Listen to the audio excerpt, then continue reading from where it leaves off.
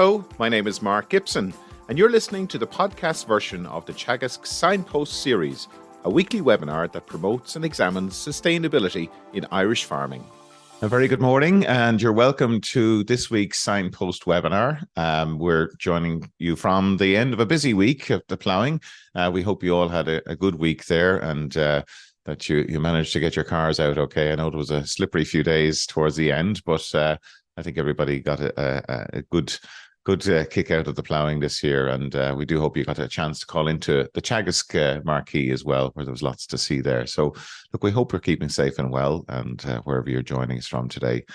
So today we're going to be talking about short food supply chains, and in particular a project called AgroBRIDGES, where the goal is to foster demand-driven innovation through a combination of decision support and other digital tools, including communication materials, training programs and events, which will all be accessible in one place through the AgroBRIDGES toolbox. And to tell us more about this exciting project, we have Dr. Jennifer Attard, who's a postdoctoral researcher in food systems with Teagasc, and also, with MTU, beg your pardon, and then Professor Maeve Henchion, who's head of the Agri-Food Business and Spatial Analysis Department with Teagasc. So welcome to Maeve and to Jennifer. Good morning. Hi, everyone.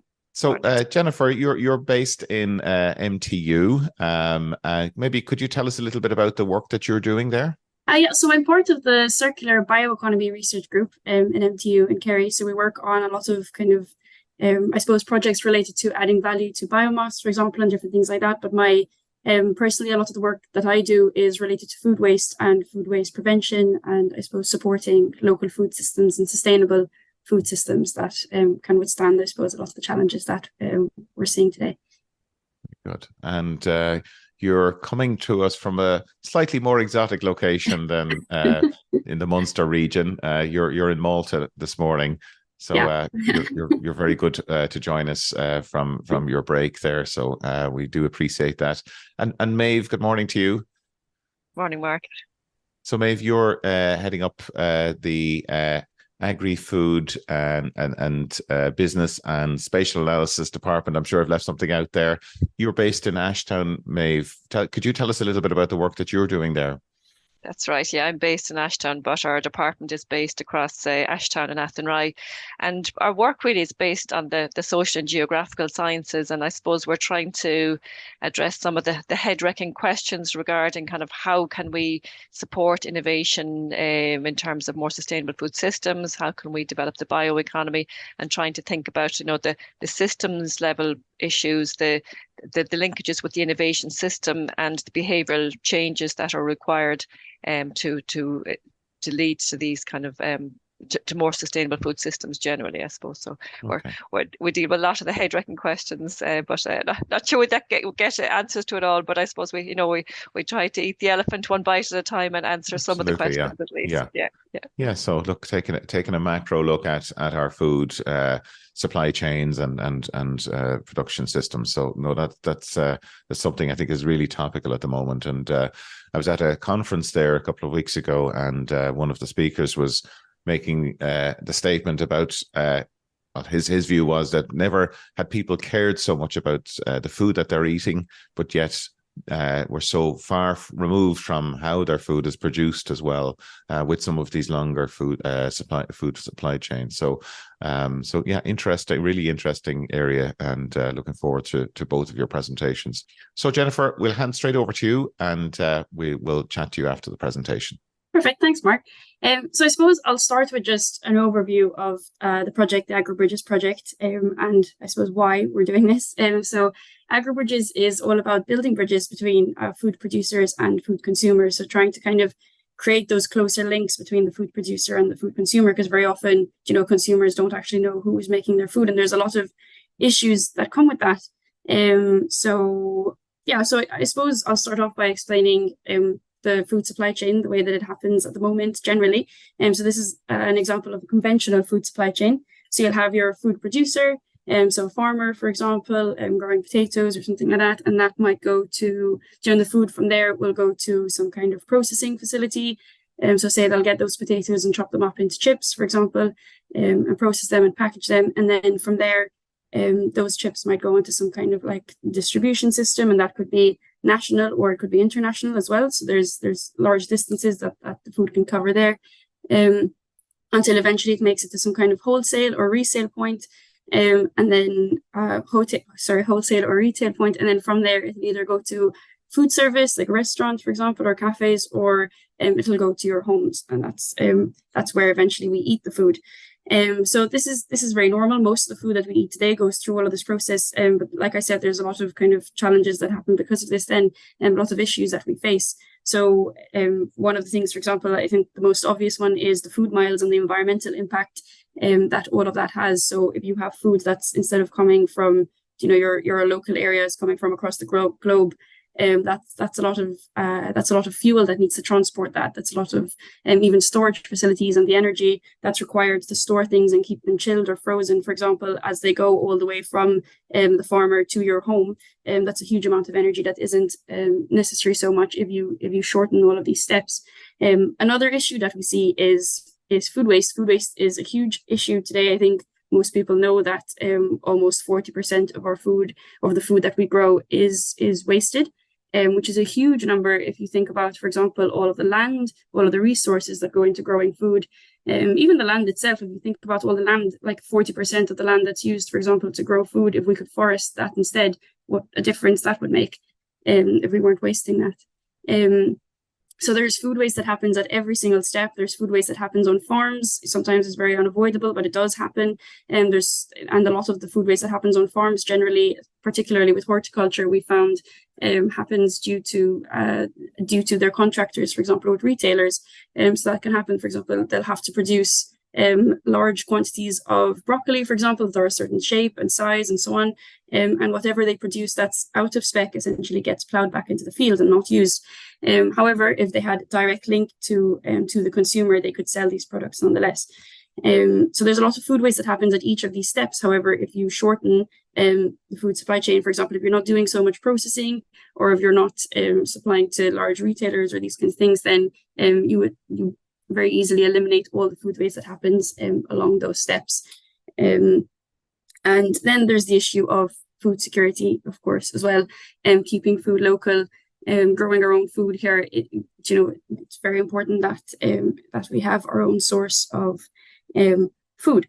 So what we're trying to do through this project is to shorten the food supply chain, so to remove, like I said, all the different steps along the way.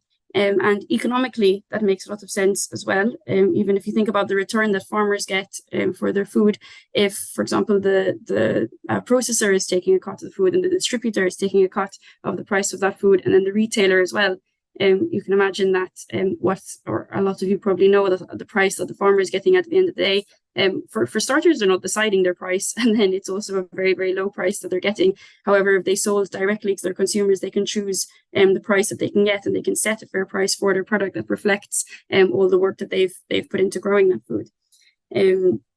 So yes, and there's a lot of other benefits as well. There's a lot of communication that comes if you're buying food directly from the farmer, and then you're going to learn a lot about the food and how it's grown, and you're more likely to value it better as well. If it's your neighbor or your friend who grew the food, you're less likely to throw it away, rather than if there's no face or no information at all, I suppose, no connection to that food and how it was grown, then you might think, oh look, that's just €1, I'll throw it away, whatever. But like I said, if it's your friend and you know how much effort they've put into growing it, you're much less likely to throw it away. So that's short food supply chains, essentially, are those kind of shorter food supply chains. So they have as few links as possible between the person who produces the food and the consumer who eats the food at the end of the day. So there's different ways that you can have shorter food supply chains. So there's kind of on-farm direct sales, such as a farm shop. There's roadside sales or pick your own, which is less common in Ireland. But there's farm level food service, which we're starting to see a little bit, and community supported agriculture, which is where, for example, people might share the risk with the producer by agreeing in the start of the year, look, I'm going to purchase food from you for the entire year, and they'll pay a certain amount of money. And then if the farmer, for example, does very well, then the consumer will get a lot of food. And if the farmer doesn't do as well, then the consumer will get less food. But in that way, the farmer's risk is shared. So if they have a bad year, they're not going out of business. And that's fair enough, really. And if you want to, have local food and support the local food businesses in your area, then that would be one way to do it. There's other business models as well. There's off-farm direct sales, like, you know, vegetable box schemes. And then there's others as well that have one intermediary. So one example, for example, that we have in Kerry is we have like these small cheese shops, and that's really handy because it saves the producer having to kind of market and promote their own product. And there is that one intermediary there that's able to be really knowledgeable on the product in the shop and say, you know exactly where it comes from, and just be that link between the producer and the consumer, and they're able to kind of market it for you that way as well. So that's what we're trying to do through AgroBRIDGES, is to promote those kinds of business models. It's a €3 million project over the last 3 years. And it's coming to an end now in December. So we're just here to kind of show you our final results and what we've done during the project. We've created some tools, and that should support short food supply chains. And there's 15 different partners in the project. So in Ireland, it's ourselves at MTU and Teagasc, who you'll hear from Maeve now. And then I suppose I'll pass on to Maeve now. And after that, I'll explain a little bit about the toolbox and give you some examples. As Jenny said, I'm going to talk about some of the research that we did, and I particularly want to acknowledge my colleague John Hyland, who did a lot of the work. So I suppose, you know, Jenny was pointing out there that short food supply chains benefit because they have benefits for sustainability because they reduce food miles and things like that. But there are also indirect impacts of short food supply chains on sustainability in terms of learning and participation. And that's because, you know, the farmer and the consumer can engage quite directly with each other, and they can, you know, have mutual learning, and you're creating more awareness about sustainability related issues in the food system. So I suppose just there's also recognition that on the demand side as well, you know, we're not just in terms of trying to address sustainability challenges. It's not just about looking at solutions on the production side. Organisations like the IPCC recognise that we also need to have demand side interventions, such as modifications in terms of food choice, addressing food loss and food waste, also to reduce emissions and enhance food system resilience. And the short food supply chains, because of that engagement between producers and consumers, can shift attitudes towards foods. In some contexts, they can promote health because of the agricultural practices and food production and processing techniques used. For example, they tend to use lower inputs. They may use more traditional heritage varieties, for example, that have kind of slightly different nutritional profiles to conventional products. And local foods, because is oftentimes seen as fresher and less processed, and in that regard, it can be promoted as a healthy option. And obviously then in terms of sustainability from the farmer side, short food supply chains can, you know, improve farm incomes, promote sustainable farm systems, and because they can also support other businesses and contribute to the development of businesses by people off farm, they can contribute more generally to local and rural economic development. And then again, I suppose from a broader perspective, because short food supply chains promote the localization of food, they don't just preserve livelihoods, they can also support traditional farm landscapes and the rural heritage as well. So I suppose thinking about short food supply chains in the context of sustainable food systems, they have potential to have a much bigger impact than just reducing food miles. So because obviously for short food supply chains to work, you have to have a market, you have to have a demand from consumers. We conducted some research within the AgroBRIDGES project to look at this issue. And look, some work has already been done in terms of asking consumers what they think about short food supply chains. But oftentimes the producer and consumer perspectives have been conflated, and most of this work really has happened on an individual country basis rather than a pan-European basis. So we know that changes in consumer behavior have driven a renewed interest in short food supply chains. Consumers are looking for safe, fresh, nutritious food that they believe short food supply chains can provide. Some of them are also seeking alternatives to the conventional system. But even though we know that consumers can declare such interests, you know, how is that actually translating into behavior? What are the key motivations that are driving people to enact this behavior that they claim to be interested in? And what are the barriers relating to that? So we did a pan-European survey, an online survey across 12 countries who have partners in the AgroBRIDGES project. And in each country, we had at least 200 responses, with the result that we had almost 2,500 consumers who participated in our survey. So quite a significant database to enable us to do our analysis. So the first thing we did was try to find out, how many of these consumers in our sample actually bought food through short food supply chains. And if we look at the middle row there in the table, there's about 12.9% say they did not buy any short food products, any foods through short food supply chains. So that means that, almost 90% of consumers do. Now, there is a considerable range in that, with about half of the consumers in our sample saying that they bought, between 1 and 25% of their foods. And obviously, at the upper end, then there was only about almost 10% of consumers who said that they bought half of their foods through short food supply chains. So then asking them about the types of products that they produced, we can see that the types of products that they purchased most frequently really were fruit, herbs and vegetables, baked goods, eggs and dairy. And, obviously, I suppose we'd expect, due to the shelf life of such products, they would tend to be purchased more frequently than products that might have a longer shelf life. But so we found that meat, fish and other products, including fruit and others, the other category includes juices, they tend to be bought less frequently. We then looked at the analysis in terms of what's happening across Europe. Again, the most frequently purchased product was fruit, veg and herbs and baked goods. And on a monthly basis, if we look at the blue line that goes across there, that's the products that are purchased on a monthly basis. In Ireland, we see that it's meat, dairy and eggs that tend to be purchased with such frequency. Spain is the country there in the brown line, and that is the country that stands out to a certain extent because it is the one that has the highest frequency across all the product categories. And that just shows where Ireland is there. And Ireland tends to be in line with most of the other countries.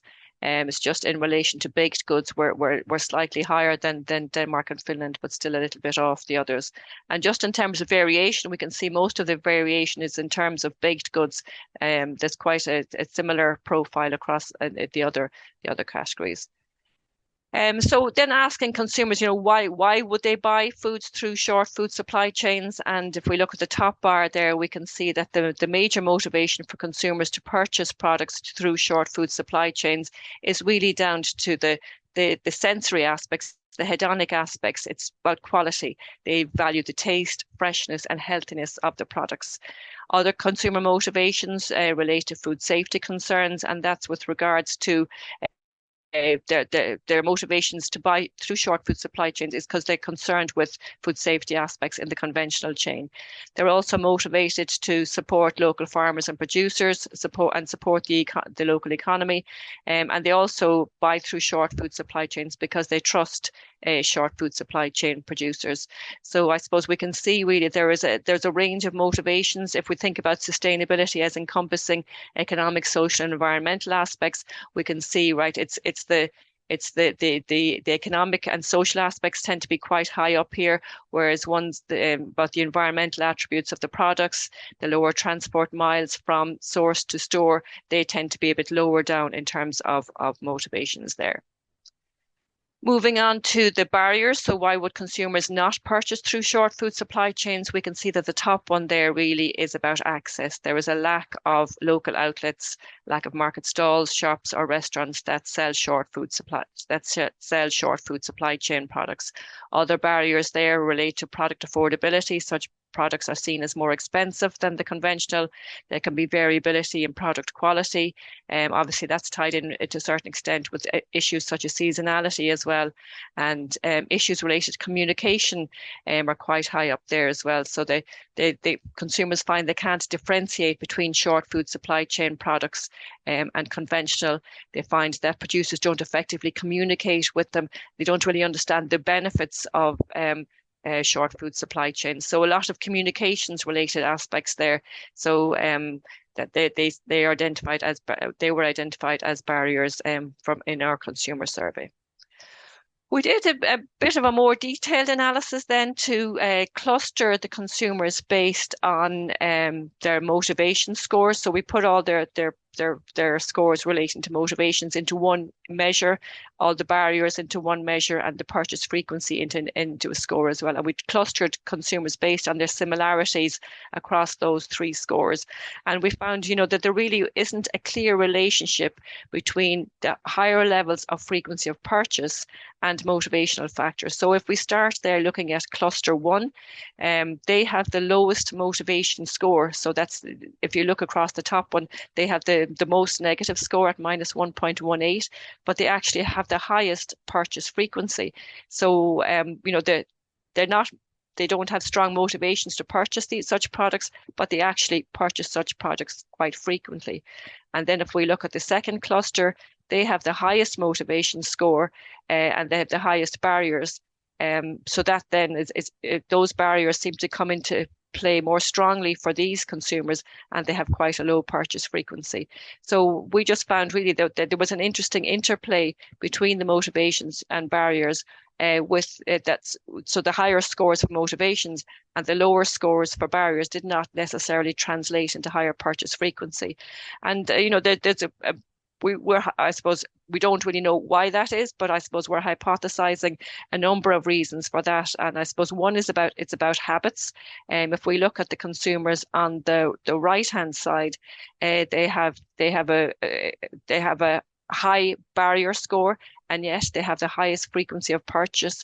And we're guessing that habits have a significant role here. So such consumers are already buying such products, and maybe then the barriers are not a significant. They don't feel those barriers as strongly because they have such habitual behavior and that they don't find such barriers so burdensome.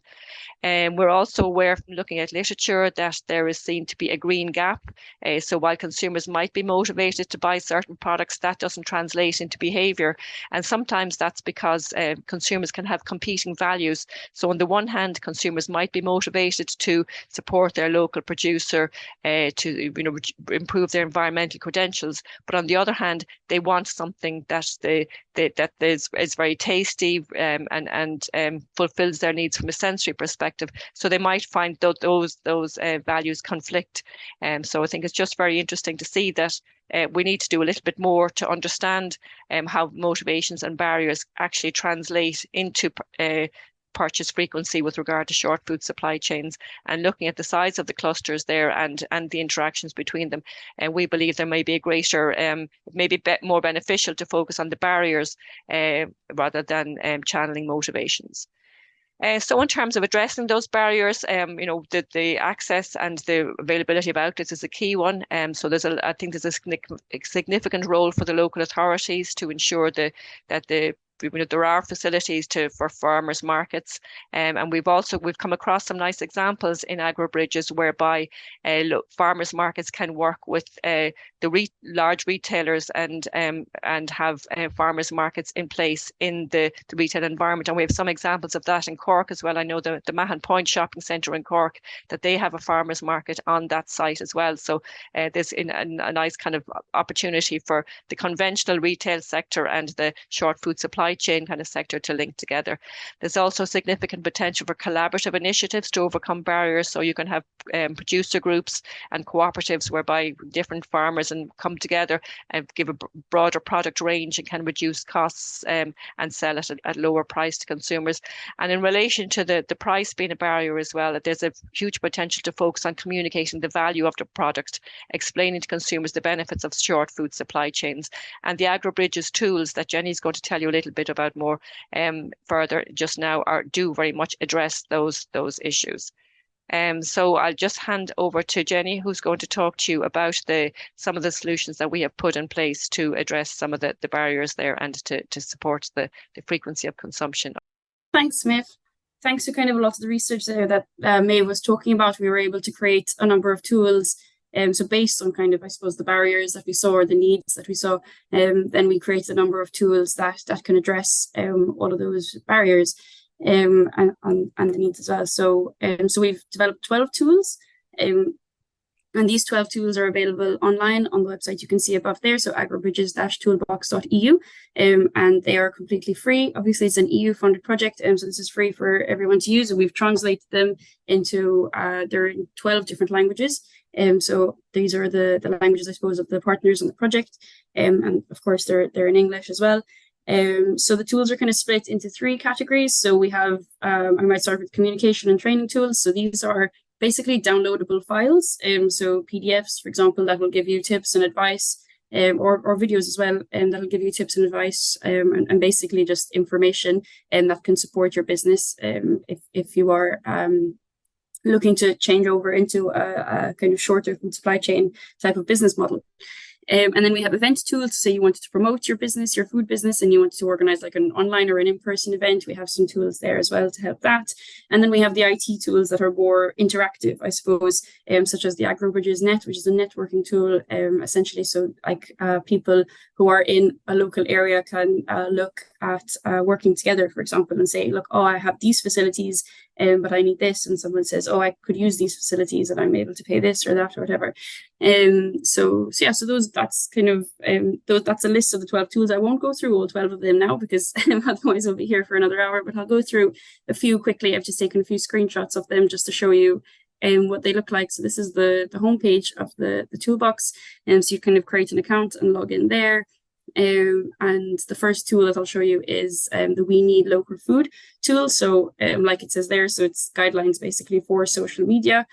So this is, like I said, it's one of those kind of just downloadable PDFs. It's really easy and it just gives you loads of information about, for example, the different platforms that you can use on social media. Some people might be more familiar with Facebook, but maybe, for example, like I'd be more familiar with Facebook, but I wouldn't be more familiar with Instagram or these kinds of things. So this will just kind of give you some advice on what the different platforms are that are out there and how to use them, and what kind of audience you would have and age range and these kinds of things. That gives you advice for how to find pictures for posting on social media, and where to sort of download free images. And this is just a few examples now. It's a much longer document than this. And it'll also give you examples of different posts that you could post. So like, what does a post look like? Say if you're trying to promote your food business, what are the different things that you could say in there? And what are the messages that you could include? So another tool that we have is called the Label Me tool. And this is basically guidelines for labeling short food supply chains, for short food supply chain products, or like kind of more artisan products. So it can be really difficult. I imagine if you're used to maybe going into or not kind of branding your own product, and all of a sudden you have to do this, and you're going to you've decided to sell your product locally and only in Ireland and have it as more of an artisan product, then what are the rules of labeling your product? So there's all the regulations in here, but apart from just regulations, we also have kind of advice for how to create a prototype and what kinds of size and designs and things, on the front of a label, on the back of a label, and different things, and design tips, again, different kind of branding aspects such as color schemes and trademarks, and all of this information is in there in the Label Me guides, it's very handy. So the next tool that I'll explain is the support for food procurement. So essentially, one of the challenges that a smaller business might have is that they might not be able to apply for kind of larger tenders in their area. The tenders that usually come out for starters require you to produce large numbers of large amounts or quantities of food, which if you're a small business, you might not be able to do. But also the kind of rules and expectations in there might not be suitable for smaller businesses. So what we've done here is we've created 2 guides. So one is for public bodies who are releasing tenders to help them make those tenders more appropriate for smaller businesses. So just to make it easier for them to apply, and then or even possible for them to apply. And then we have another guide that's for the producers themselves. So if they wanted to apply for a larger tender, say if the tender was okay for kind of smaller amounts of foods, that would be fine, but maybe it gives them advice on how they can cooperate with other food businesses to make them eligible for such tenders, which can give them really good, winning tenders like this can give you a really good, I suppose, it's very reliable source of income over time. So I'll move on to the next one, which is the Know Your Local Food. So this is a document again, which just explains local food. So it gives you, even if, for example, not just for yourselves to learn, but also if you were trying to promote your products again, this will give you all of that information that you need. What are all the benefits of local food, aligning them with the Sustainable Development Goals. And, like it explains over here, it shows you that, you have higher quality and fresh, healthy produce, those producer-consumer partnerships and so on. And the social benefits that local food can have. It explains all the different health benefits for adults and for children, and it gives you examples for how to teach all of these, even to children, through great games, for example, and word searches. It gives you advice for how to be a good facilitator, like shown over there. So the different steps for how to approach teaching this subject, I suppose, or promoting short food supply chains. And also just a number of different tips in terms of food and health and all the different qualities that your kind of fresher product can have. So I'll move on to now one of the more interactive tools. So this is one of the IT tools, which is called Why Am I Special? So this helps you find your unique selling point, essentially. So if you're going to market yourself, what helps you stand out over other businesses? So this is an Excel sheet, basically. So it's very, very easy to use. There's kind of steps there that you can see for how to use it. So essentially you will click on download the tool over there, and then you'll have an Excel sheet like this.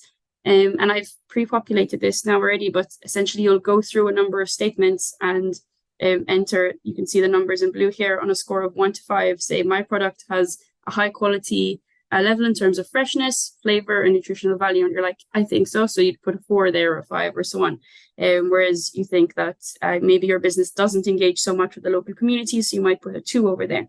So you'll go through a good number of these kinds of statements, and then at the end of all of that, it will analyze your results for you, and you'll come up with a sheet basically like this. So it'll tell you that maybe the quality of your food is really good, and the sustainability is really good. The social benefits maybe are lower, and maybe you have no particular sort of product geography benefits. So like those are the kinds of things where you're talking about like Sneem black pudding, for example, where the location of your where you're producing your product is very important.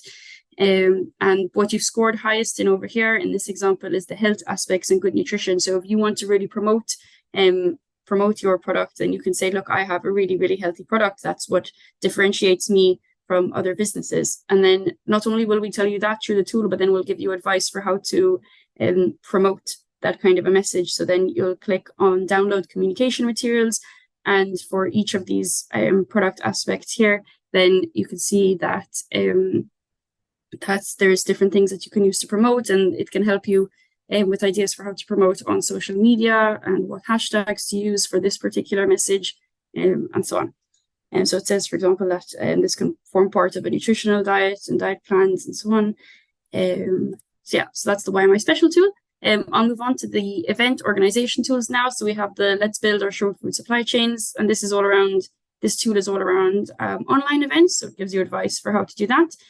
But today I'll just quickly run through the Let's Meet tool. So this is all about organizing in-person events. And we actually tested this tool in March up in Airfield Estate, and we had a great time. It was actually really fun.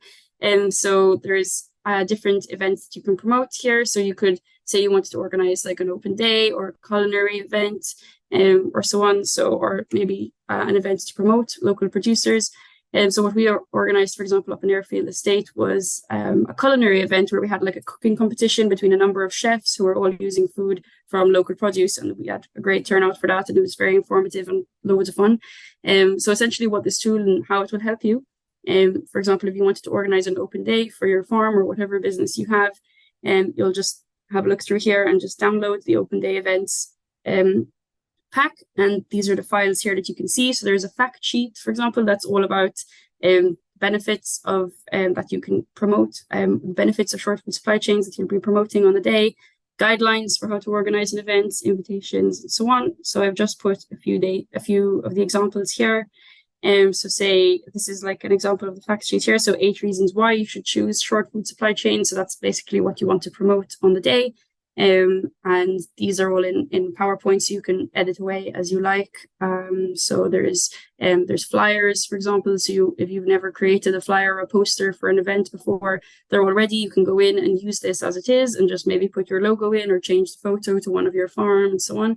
You could have a sign-in sheet for your participants just to keep in touch with them afterwards, or even a program of events, which is really, really neat and handy to have all of this ready when you're trying to organize an event for the first time.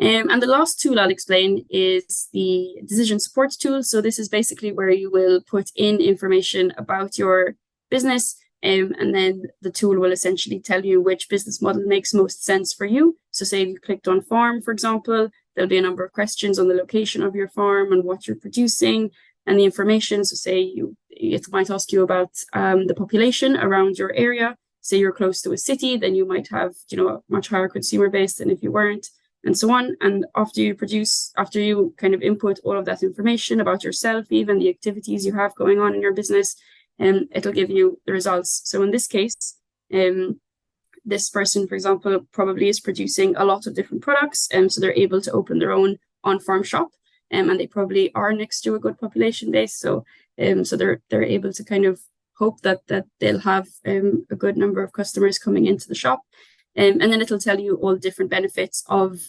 having an on-farm shop, for example. So you could charge a higher price premium, but you'll be selling, for example, a lower volume overall, and then it'll compare that to wholesale. It'll give you, where your price premium is much lower, but your volume is much higher, and so on. So it'll give you all these things, and there's much more information in there anyway. But I'll stop there for now because I'd say I've run out of time exactly. But yeah, there's the toolbox link is there, and yeah, we'll be here for questions now. Thank you. Thank you, Jennifer, and thank you, Maeve. That was a whirlwind tour at the end there, but I really love these types of projects because not only are you, doing the research, the hard research, but you're also producing practical tools for those people to use at the end. And I think the ones that you've shown there I think it's fantastic. A toolbox for not just food producers, but anyone who's looking to set up a business and to do that sort of reflection on your unique selling points and so on. So congratulations, and I think it's the next step is now getting that promoted, and I suppose that's part of today, but getting it out to that wider network. Could I ask, just in relation to, like, if we look at the Irish context, my perception is that we don't really have that strong a tradition of farm shops compared to when you go to other countries, even going as far as the UK. There seems to be that stronger tradition there of farm shops. Is there a particular reason for that, or is it just the way that agricultural supply chains have evolved in this country? I know that a lot of our the food that we produce on our farms, and particularly on the livestock farms, is exported.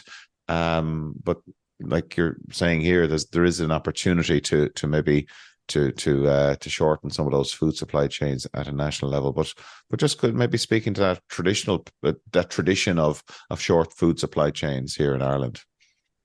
Yeah, no, I think you've a good point there, Mark. And I suppose, the focus very much in our agricultural sector has been on exports, but there are a number of other factors, I suppose, as well, looking at the demand side. And as I identified, one of the key barriers was a lack of infrastructure. So the local, if you compared it to the UK, but I mean, if you go to France and you see all the farmers markets, in all the major cities and towns, so the local authority has had to develop that space and has to make sure that power sources and clean up facilities and all of those were kind of organised. So I think there's a key role for the local authorities in ensuring such infrastructure is developed. And I suppose that's not something that we have been particularly strong on here.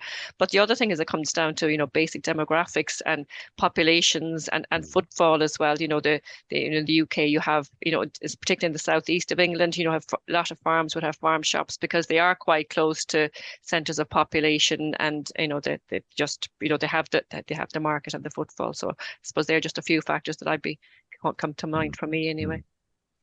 And just to continue on the research there, you were looking at that sample that you were looked at, and it kind of relates to a question that's come through here as well. in relation to that willingness to pay for food that is supplied more locally. I mean, is there a reason why it should be more expensive, or is that just maybe a misconception? Because I know some of the food producers will say the more local foods producers would tend to maybe aim for a slightly more exclusive market, perhaps. Maybe do we need more of the people that are actually, that can sell at a good value to the customer, but yet still take a decent margin themselves? Yeah, I suppose there's two key components to that. First of all, people assume because you're taking out intermediaries, you're taking out costs. But you have to remember those intermediaries are all providing a function that costs something. So in essence, if you're taking out those functions, you're reallocating the cost somewhere else. So in some instances, you're reallocating the cost to the primary producer. The primary producer now has to do the sales element, has to do the storage, has to do the communications. And then in some instances, you're expecting the consumer to do the transport bit. So if you're expecting the consumer to do the transport bit, it's reasonable that they might expect a slightly lower cost. So there's a whole heap of different elements going on there whereby costs are actually being shifted. The same functions have to occur, but they're being shifted along the chain. And I suppose, and that can result in different expectations with regard to price, but can also result in different costs. So there are some of the issues there. But then going back to the point about, value, I think that is a key thing with regards to the short food supply chains. And consumers are buying it not just because of the taste and the texture and all of those. They do value the support for the local producer. They do value the benefits to the rural economy, and consumers want to feel good about their purchases, not just because things taste nice, but they do want to feel good about their purchases, and they do want to feel that they're making a contribution. But not everybody can afford to do that if the product is more expensive, and there is certainly a gap between the intention and the behavior, as we found in our research as well. And Jenny, if I could ask you about the actual supports then that are available there to assist farmers in making that decision to move to a short food supply chain model, what's beyond what's within the AgroBRIDGES, which is obviously really practical and helpful, but what's the support landscape like there in Ireland? Or maybe I know Spain was given as an example that there was particularly good or more frequent short food supply chains are being in use there. Yeah, so yeah, there definitely are kind of other countries that are doing better in this than Ireland at the moment. But I think that is changing. I think the supports aren't too strong at the moment. Like I know there are a few things, obviously, like with labeling, the regulations for kind of small artisan products are a little bit easier than they would be for larger products. But still, I think a lot of the subsidies and things are based on kind of being more large scale and export and all of that. So that's something that we're hoping to see shift somehow. But how that happens is obviously very complicated. But there would have been the strategy, the horticulture strategy, the national horticultural strategy that came out. So that's trying to support more shorter food supply chains as well. I don't know, is there too many kind of direct actions in there so far? But at least the intention is there that we're seeing from the government already. So hopefully that'll play out soon. Yeah. Okay.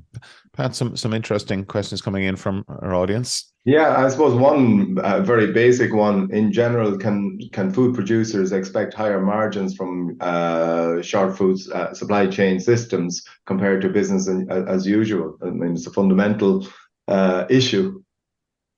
I suppose, yeah, well, that would be a key motivation for farmers, obviously, in terms of supplying short food supply chains. But I was actually at a webinar yesterday, which involved AgroBRIDGES and two of our related projects. And one of the recommendations from that project is that we should have a full cost or economic evaluation of the costs of producing for short food supply chains. So even though the farmer might get a higher margin, they are providing more functions, so they are providing the sales and all of that as well. So, you know, if you looked at what they're actually contributing, they're contributing more. They should be getting a higher cost, but whether they're actually being rewarded for that extra bit or not, that's that would require, I suppose, a bit more detailed analysis. And it varies on a case to case basis, as well, in terms of, you know, what you're offering, the volumes that you're offering, the actual short food supply chain that you're selling through. There's a lot of multiple factors there that would impact on the, you know, there isn't a simple answer to that, but, you know, there would need to be a consideration of the extra services that are being provided as well. There's a few issues around what exactly is defined as under the short food supply chain. So, for instance, if you're getting into a relationship with a local supermarket to supply, is that considered under the definition? I suppose a lot of our butchers tend to operate on the basis of getting supply locally from local farmers and building relationships there. Is that considered short food supply chain?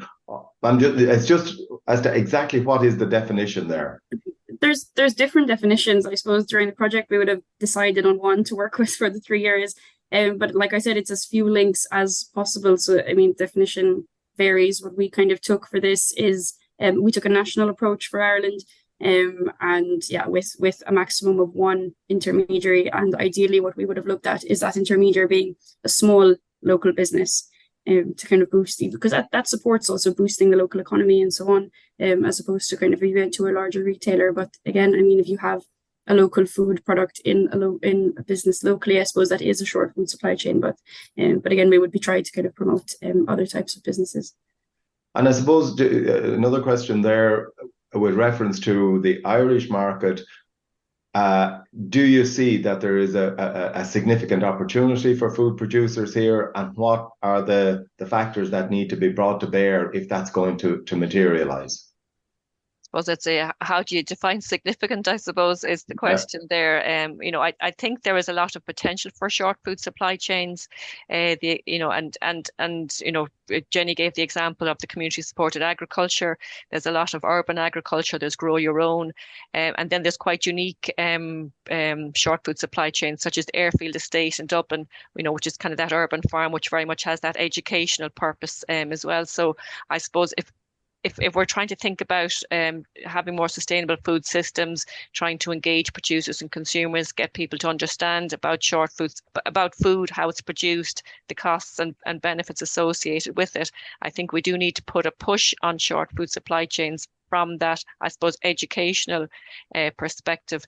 The extent to which it'll be a significant diversification opportunity for farmers, that very much depends on, you know, the motivations of farmers, and depends on, you know, their proximity to centres of agriculture. But I think, you know, regardless of the size or the significance of the opportunity, I think anything that allows us to question and think about how we can develop more sustainable food systems, you know, has to be considered and has to be evaluated, because, you know, there are challenges with our conventional system. We can work within the system to address some of them, but we really have to be a bit more creative in thinking about how can we change the system. And I think short food supply chains in the range of business models that exist, I think have to be part of that to some extent, at least.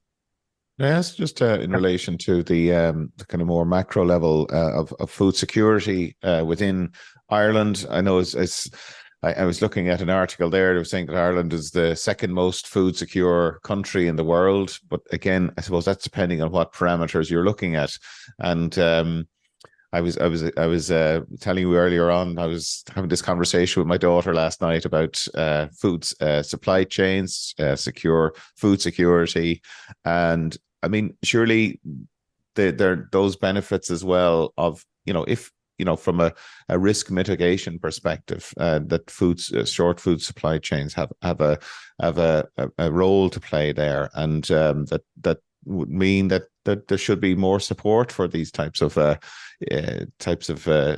models to try and mitigate against that risk. Look, we saw last year, was it where the invasion of Ukraine. There was concerns about grain supplies, and now that has dissipated to some degree. But we're only one invasion away from a similar thing happening again. So I'd just be interested in your thoughts, comments on that. Yeah, I think like it depends on the food product particularly as well. Like when it comes to beef, if we couldn't export so much anymore, if anything happened or whatever, we're definitely food secure in that sense because we export so much of it. But when it comes to fruit and vegetables, we're very much not. And you're seeing it, like I think there was an article maybe last year in the Farmers Journal. There's businesses closing down, like large growers closing down their business. But we are seeing a lot of smaller kind of organic farm businesses opening up now as well, which is great. And I think there is a market for that. If you go into most of the organic shops across Ireland, at least the ones that I've been into, they're stocking a lot of organic fruit and veg from the Netherlands and from Spain. So that's a market that producers can easily tap into. And if we were able to produce that ourselves, and then we could be food secure in that sense as well, because I mean we have the land for it and everything, especially if we're exporting so much of our food, then we definitely have enough land to produce for ourselves. Well, there are probably bigger issues, I suppose. Jenny referred to the horticultural sector there. I suppose there are plans to develop the horticultural sector and enhance that, and things like the protein strategy that's been developed at EU level. There are things that we've been doing in Ireland as well. We have a number of projects at the moment looking at more plant-based proteins. We have 3 big projects: ValProPath, Protein I, and U-Protein, that are all looking at how we can develop more plant-based proteins, including cereals and legumes and other crops as well. So there's lots I think we can do and probably need to do as well. Yeah. And we have, Maeve, a minister who's responsible for organics and biodiversity. If we were to have a minister responsible for short food supply chains, what would you think? What would you say should be on top of their agenda if they were to look at improving the situation? I think the minister with responsibility for horticulture is located in the Department of Agriculture. But I think if we had somebody on short food supply chains, it's a much broader issue, and I think it very much ties in with urban policy and cities like Ghent, for example. They have they have a strategy around sustainable foods, and other cities across Europe have that as well, and it's very much tied in with the health agenda. So I think that minister would have to straddle health, agriculture, and urban. So I'm not sure what you'd call that minister, but I think whatever that minister would do would have to try to link those 3 elements if they were trying to develop short food supply. And the types of supports then, Maeve, like you talked about collaborative arrangements like producer groups, they have proven very successful in other parts of Europe from what I've observed. Yeah, no, absolutely. And, there are some supports available for those kind of things. But again, going back to the infrastructure, supports does need to be available to provide farmers markets and infrastructure around that. Supports need to be available to farmers. There's a lot of training and supports already available to farmers to help them with selling, developing their websites and things like that. Those supports, I suppose, are already there, and just, I suppose, need to be maybe packaged a little bit for short food supply chain. Well, there's an election in the offing, Maeve, so maybe you might consider it. Pat, lots more. No, and I suppose again going back to definition and given the size of the market here and the relative size of European markets, is it a complete contradiction in terms to consider Irish food and artisan food and local and I suppose artisan and small farmer produced foods being exported in some way to other European countries to I suppose take advantage of the small markets, the farmer markets that are there in those countries? Is that a complete contradiction of where we should be going and thinking?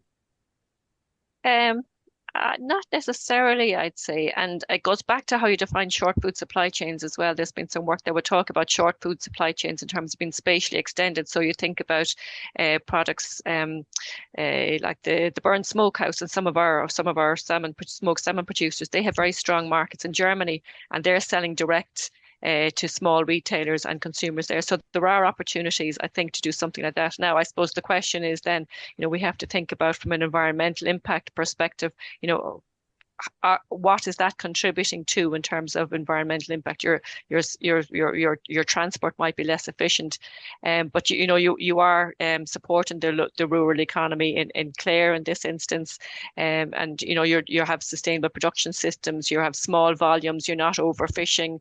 So there's a lot of things like that there. So I think the concept of spatially extended short food supply chains where you can have direct sales is viable, and for certain products for Ireland, we can have very successful businesses in that space, I think. So it's not a total contradiction in terms of the supports that are available for the establishment of markets for farmers or for groups of farmers to establish a market. Are there supports there? I know it sometimes is supported by local governments, but there's a lot of, I suppose, support schemes there for farmers. Is this an area that's been left out?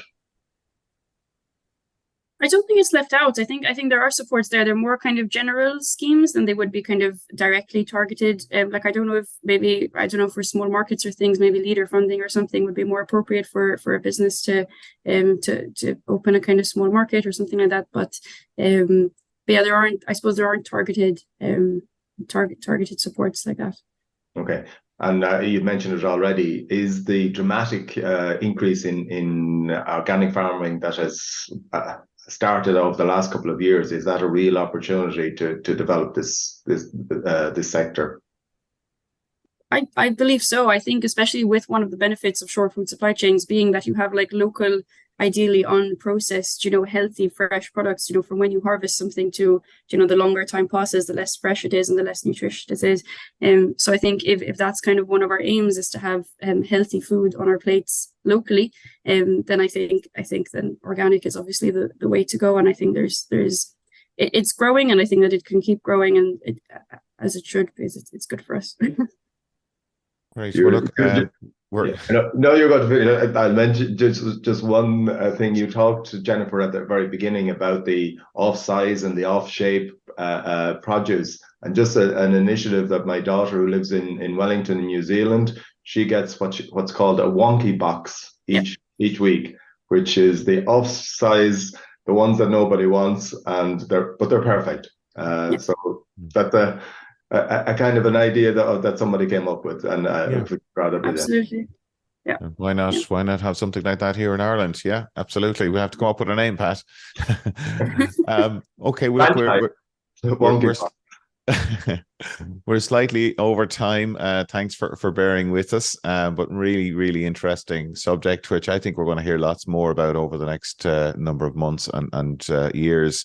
But my thanks to Jennifer and Maeve for joining us today. And at just the project, we've sent out a link to that. What stage is the project at? Is it near completion? Yeah, so the project will finish in December, but the toolbox is released as of last month, so it's out there and free to use. Great. And the main thing is, yes, it is free, and there's lots of free resources out there. So we do encourage people to look into that. I suppose my own bugbear is that a lot of the supports coming from the government side tend to be financial or structural, and sometimes you actually need people to make these things happen. So I think there's an area to work on there. So thank you so much for joining us today. Next week, we'll be joined by Dr. Finbar O'Regan, who is Inspector with the Department of Agriculture, Food and the Marine, and he is going to be talking to us about the National Fertilizer Database, which has just been introduced in Ireland. And so I know there's lots of questions around that whole area. So if you do have any outstanding questions, join us next Friday morning for that session with Finbar O'Regan. So until next week, enjoy the weekend, and thanks for joining us this morning, and we'll catch you next week. Thanks again. You've been listening to the podcast version of the Teagasc Signpost Series, the weekly webinar that promotes and examines sustainability in Irish farming. Don't forget to join us live every Friday morning for our latest webinar. For more, visit teagasc.ie. And you can also rate, review, and subscribe to the Signpost Series on Apple Podcasts, Spotify, or wherever you get your podcasts from. I'm Mark Gibson, and thanks for listening.